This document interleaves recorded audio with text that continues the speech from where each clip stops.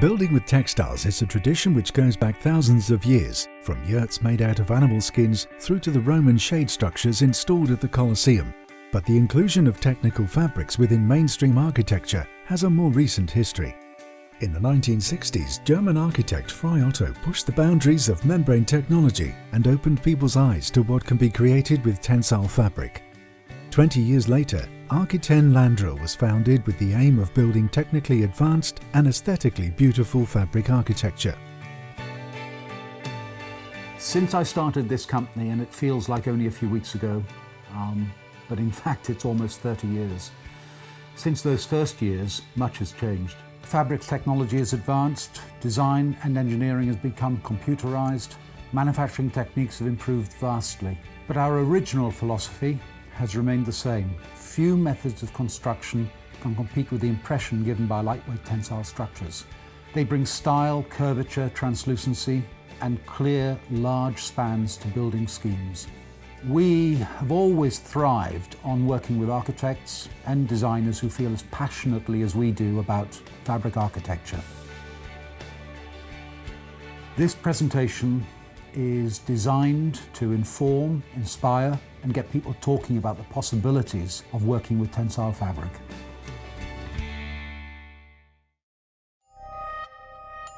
The materials of tensile architecture.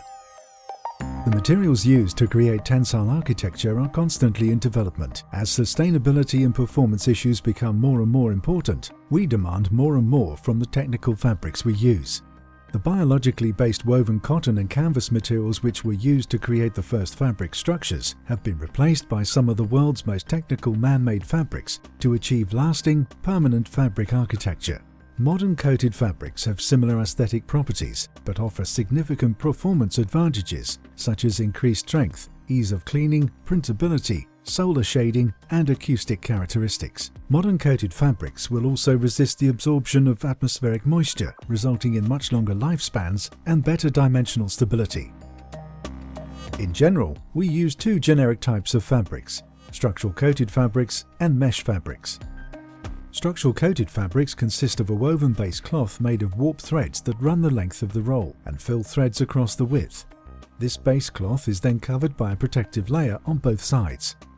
Coated fabrics can be characterized by the fact that the woven or knitted base cloth provides the structural strength of the fabric, and the coating provides weatherproofing, color, and the required technical characteristics such as UV resistance, flame retardancy, and the welding ability.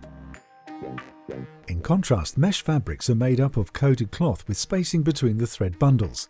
With some meshes, the threads are coated before weaving. Due to the openness factor of meshes, they are primarily used as shading or light diffusing fabrics, but some laminated meshes are available which provide a weatherproof finish with a high level of light transmission. For external use, the coated fabrics most commonly used are PVC coated polyester, PTFE coated glass cloth, and silicone coated glass cloth. They all offer differing properties for strength, durability, translucency, and of course cost.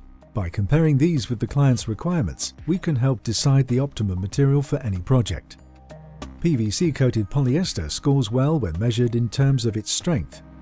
It is easy to dismantle and print on, is relatively cost-effective, and requires moderate maintenance.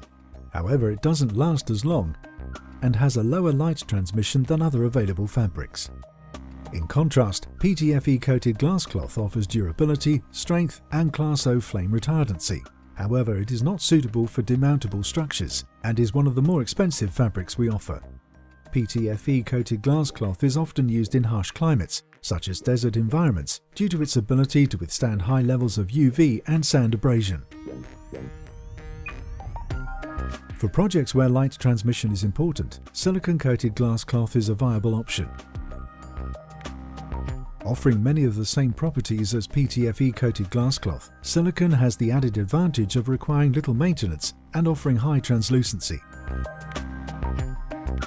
Architectural fabrics are going to be changing quite a lot in the future. We're already seeing advances in photovoltaics integrated with fabrics. We're looking forward to better recycling, better cleaning properties, better thermal properties, higher specifications on acoustics, also integration of lighting into tensile fabric.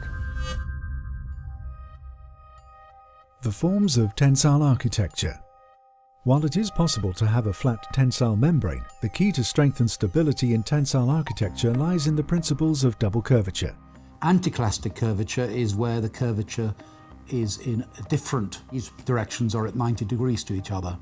When you lock the fabric into an anticlastic curve, as would be seen on traditional shaped tensile structures, you then have a very efficient use of a very thin membrane material that can only carry load in tension. But synclastic is if you have a convex or a concave surface, when the curvature in the material is from the same direction. Tensile membranes can create the most complex dynamic and fluid of shapes. However, the basics lie in 4 geometric forms: the hyperbolic paraboloid or hyper, the conic, the barrel vault, and the inflatable. The hyper is the traditional sail-like form which is often seen as synonymous with tensile architecture. A true hyper is a quadrilateral tensioned at 4 points, too high and too low, to create opposing curves. The theory of the hyper is often applied to other polygonal shapes, and complex undulating forms can be realized with multiple high and low connection points. The conic or umbrella form also adopts double curvature to give it strength.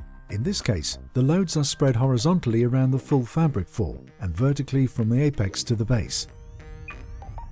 Although featuring double curvature, in much the same way as the previous forms, the barrel vault can only be created with an inner steel, aluminium or timber structure tensioning the membrane in place to create the curves. In the case of all 3 of these shapes, the opposing anticlastic curvature allows the fabric membrane to withstand downward loads caused by wind pressure or snowfall, and the uplift caused by wind suction. At any point on the surface of an anticlastic curved membrane, the 2 different directions of weave are carrying the different types of load.